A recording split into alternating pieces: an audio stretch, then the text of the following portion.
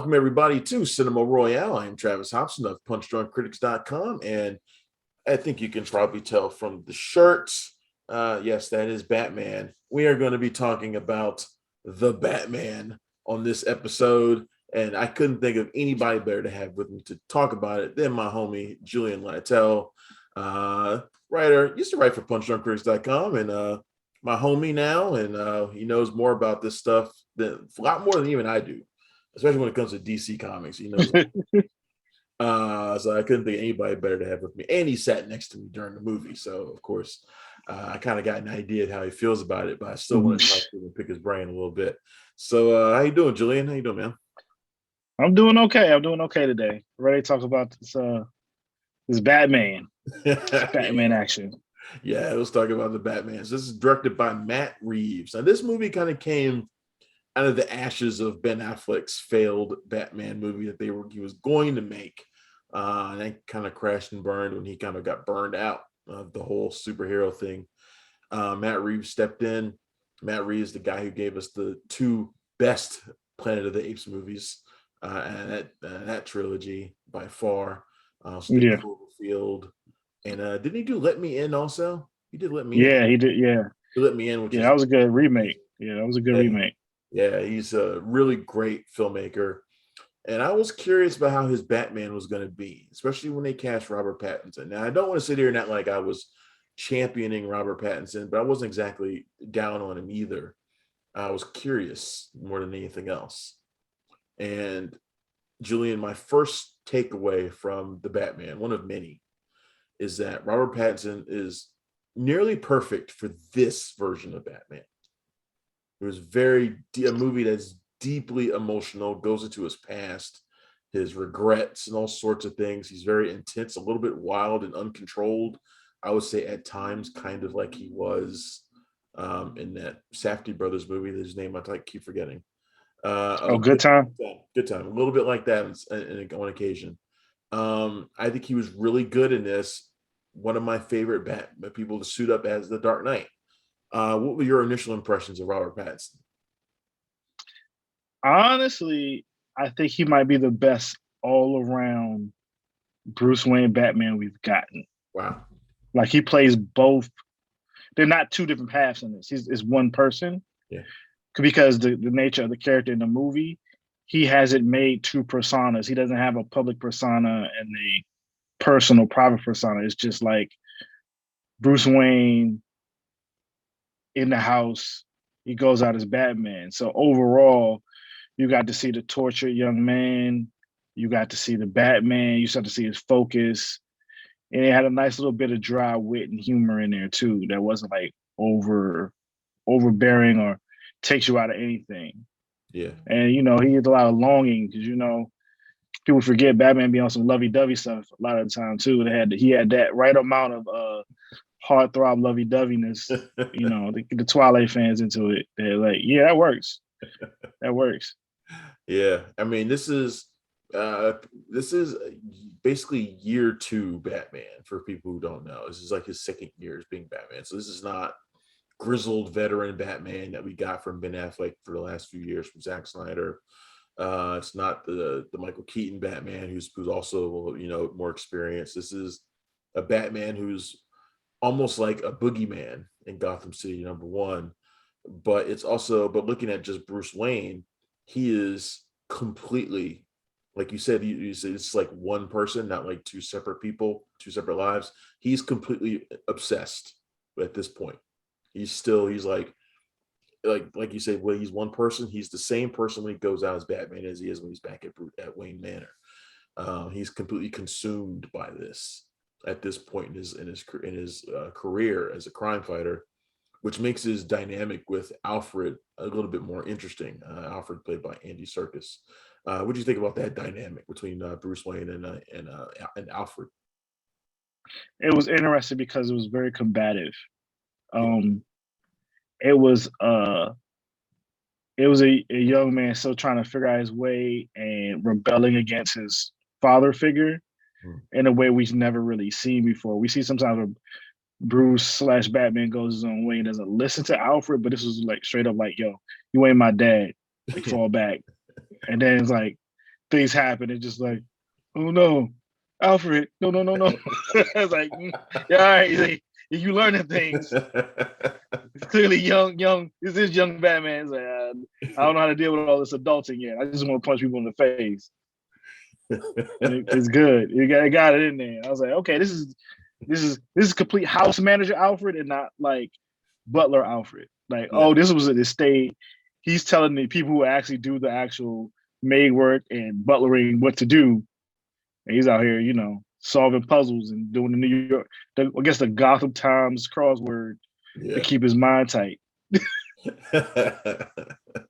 Yeah, this is a little bit different relationship between Bruce and Alfred, and I liked it though, which I think made the casting of Andy Serkis even better.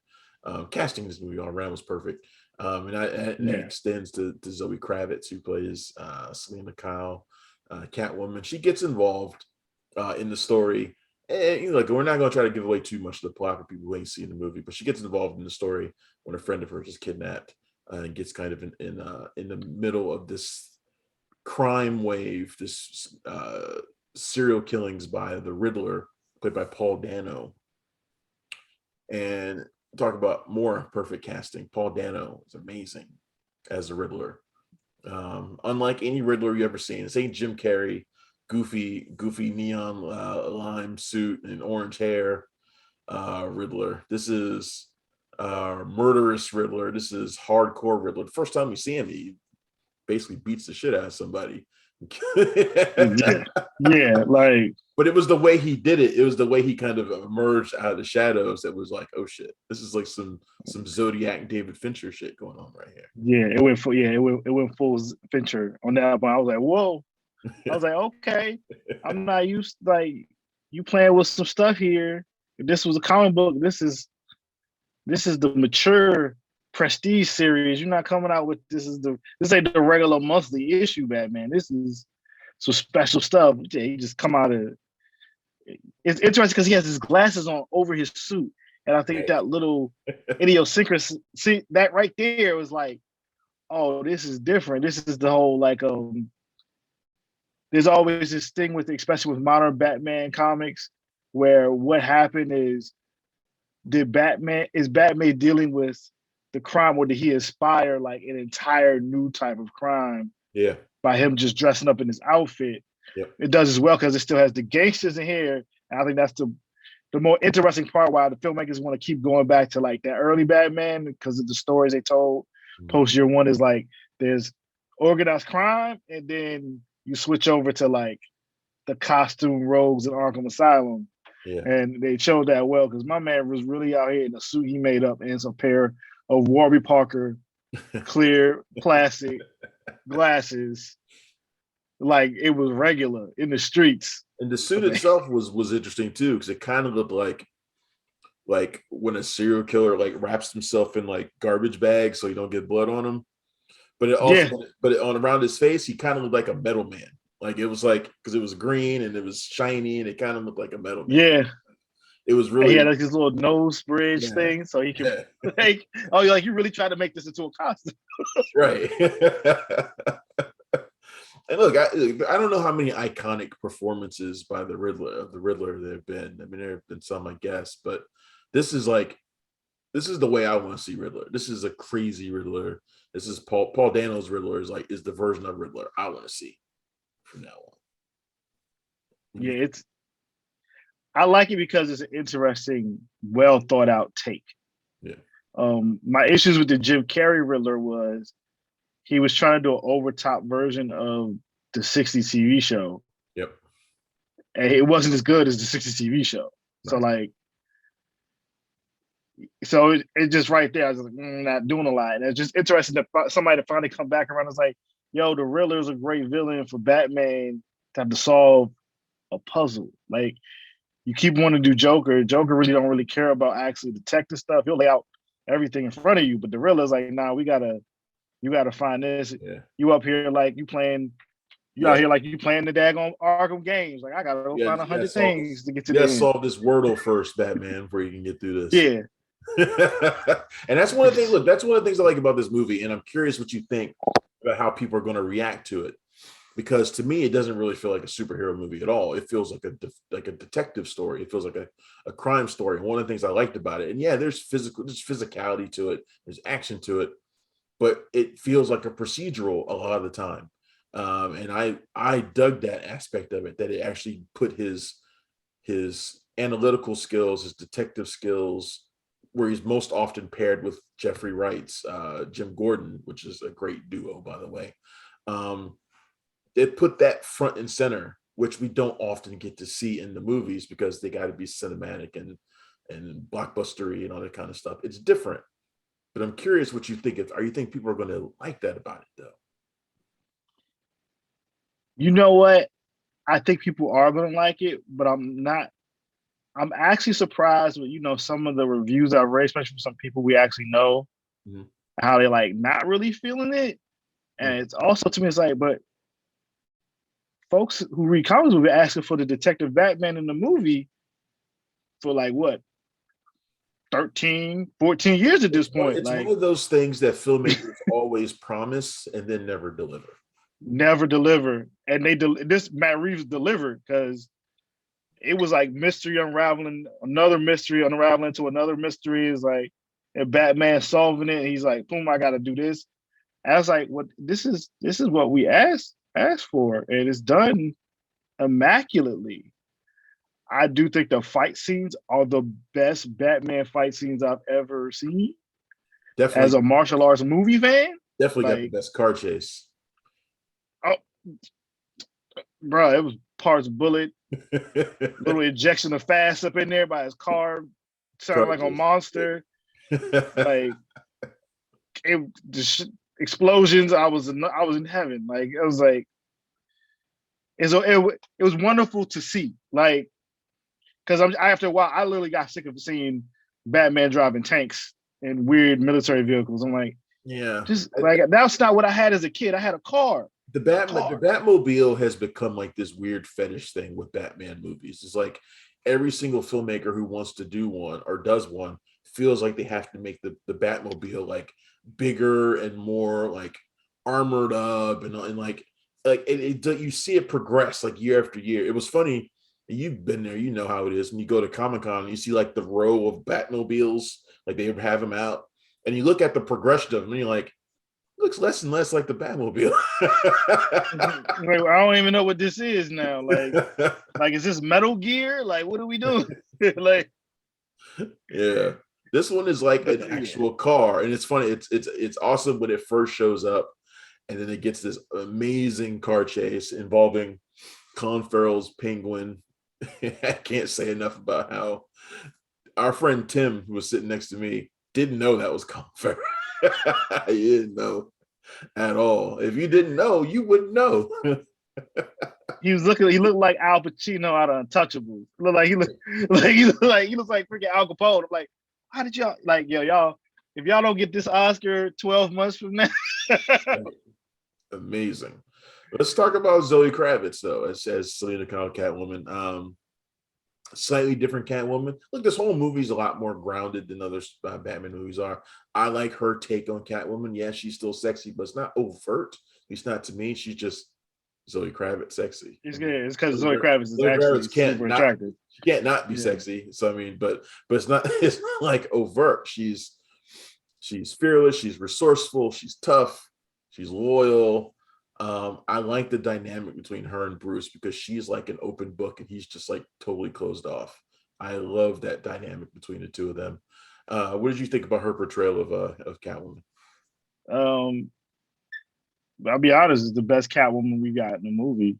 Like, sans the animate, like an animated one. Like, Yeah, this is the only one that got a full true picture of Selena because even when they brought in Anne Hathaway for The Dark Knight Rises, you only got like a piece of like her life and her wants and desires. She was more like some type of like Jiminy Cricket for like Batman to like care about poor people and come back to be Batman. But then she has her whole own. She's a partner, an ally to Batman because she got a whole own arc and trajectory of people she want to deal with. It just happens to coincide with Batman, which I thought was much like how Catwoman is in the comics, especially now. And clearly, it feels like they set her up to make her a movie. Like I'm like, oh, give me a Zoe Kravitz Catwoman movie. I, I'll be there yeah, I'd day love to one. see a Zoe Kravitz HBO Max series, sort of like how the Penguin's getting. Would be really Yeah, cool. But I really show think, her robbing people. yeah, she's got her own ideology in this movie. Like she's sort of an eat the rich type, which makes it funny because she's paired up with Bruce Wayne, and she The has like a richest really dude in the city. she has a really funny a line in the movie too. You know, it's like, you sound like a rich person, like under the mask, Yeah, you sound like a rich person, and he didn't say nothing back to her about it because it's true. yeah, It's true, but yeah. I'm rich. his wealth plays a role in this, unlike in any other movie where his wealth is usually seen as like this great asset for him. It's not so much an asset for him in this. It's kind of a hindrance, actually. Like his wealth, his Yeah, privilege, it's a problem. And that's different than any other version of Bruce Wayne Batman that I can remember on the screen. that's true. I also think that like when they were writing this movie, they saw all those bad Twitter takes. It was like, oh, so you just think money can solve all the problems in the city, huh? Right. Okay, we're gonna show you how cities actually work. No matter how much money's there, it's still corruption. And I was like, that's right, that's right. Batman can't write a check to solve this. It ain't gonna work. Yeah. Like, yeah, he is privileged. He don't get everything, but he's still, after police. That's what I enjoy. Batman was clearly anti-police, except for Jim Gordon. It's the only police he liked. Oh man, I had a blast with this. 3 hours, comes in just under 3 hours, which to me I even mentioned it in my reviews, like halfway through it. I was like, this movie's freaking amazing. And you were like, still like 90 minutes left, and it's like, but I wasn't, like, but I wasn't hurting it. Like it could have gone another hour and I would have been happy to exist in this Gotham for another hour at least. Did it feel like too long to you? I can't think of what they needed to cut. they don't need to cut. They all want, I'm like you. I'm like, yo, y'all could have actually gave me 15 more minutes. Like, y'all could have pulled the Lord of the Rings and give me extended cut. And I'll still be sitting in there like, yeah, okay, keep going. Like, Well, that's the only movie where like you get an hour and a half in and you don't even feel like it. It felt like with 20 minutes. It's like, yo, we got so much more left to do. Like, I was like, hey, there's a whole other movie that's left. that movie's that first act of some movies like whole movie. Like he's like, oh, yeah, so much has happened. Pretty crazy. And there are scenes that we know have been cut out, in particular with the character that shows up at the end of the movie. So yeah. And that inmate 0000 whatever, I don't know. Yep. So some person. Yeah, some person.